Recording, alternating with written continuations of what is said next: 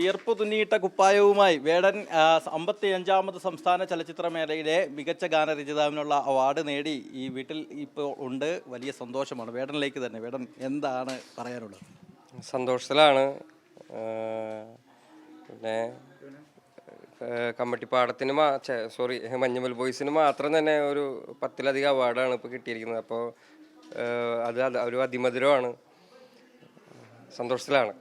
അപ്പോൾ ആ വിയർപ്പ് തുന്നിയിട്ട കുപ്പായത്തിന് ശേഷം ഇനി അടുത്ത ചുവടുകളുമായി മുന്നേറുമ്പോഴാണ് ഈ പ്രചോദനമായി ജീവിതത്തിൽ ഒട്ടേറെ വിവാദങ്ങളടക്കം ഉണ്ടായി നിൽക്കുന്ന പ്രതിസന്ധിയുടെ ഘട്ടത്തിലാണ് ഈ ഒരു മധുരം ആണ്. അപ്പോൾ നമുക്ക് ഭാവിയിൽ ഇനിയും നമ്മളെ ജോലി എടുക്കാൻ വേണ്ടി ഉത്തേജനം തരുന്ന ഒരു കാര്യം കൂടിയാണ്. സന്തോഷത്തിലാണ്. മമ്മൂട്ടി പറഞ്ഞത് കേട്ടിട്ടുണ്ടാകുന്നു, ഈ യുവതലമുറയിലാണ് ഇത്തവണ ഏറ്റവും കൂടുതൽ അവാർഡുകൾ എന്നുള്ളത്. ആ യുവതലമുറയുടെ ഒരു ഭാഗമായിട്ടാണ് ഈ ചിത്രത്തിൽ കൂടി ആദ്യമായി ഗാനം രചിച്ച് മുന്നോട്ട് വരുന്നത്. എന്താണ് ഇതിപ്പോൾ എന്താണെന്ന് വെച്ച് കഴിഞ്ഞാൽ, ഞാനൊരു ഇൻഡിപെൻഡൻ്റ് ആർട്ടിസ്റ്റും കൂടിയാണ്.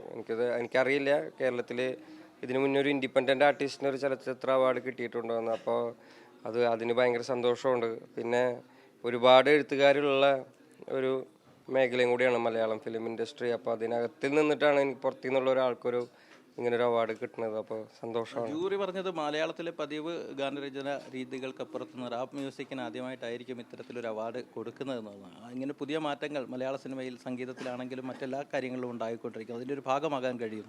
തീർച്ചയായിട്ടും അതിൻ്റെ ഭാഗമാകാൻ കഴിയുക എന്നുള്ളതാണ് ഇതിൽ ഏറ്റവും വലിയൊരു കാര്യം. പിന്നെ നേരത്തെ പറഞ്ഞ പോലെ ഒരു ഇൻഡിപെൻഡൻ്റ് ആർട്ടിസ്റ്റിന് ആദ്യമായിട്ടായിരിക്കാം ചിലപ്പോൾ ഒരു സംസ്ഥാന അവാർഡ് കിട്ടുന്നത്. ഏതായാലും ആ സന്തോഷത്തിൽ രണ്ടുവരി കുതന്ത്രത്തിൽ. പിടിച്ചതെല്ലാം പുലിവാലിടാ, കണ്ട മൃഗത്തിന്റെ തോലിടാ, അഴുക്കിൽ പിറന്നവരാണടാ, അഴിമുഖങ്ങൾ നീന്തുന്ന ആളിടാ. ഏതായാലും വേടന് ന്യൂസ് മലയാളത്തിന്റെ എല്ലാവിധ ആശംസകളും. ഇനിയും അവാർഡുകൾ വാരിക്കോരി വാങ്ങാനാകട്ടെ എന്ന് പറയും.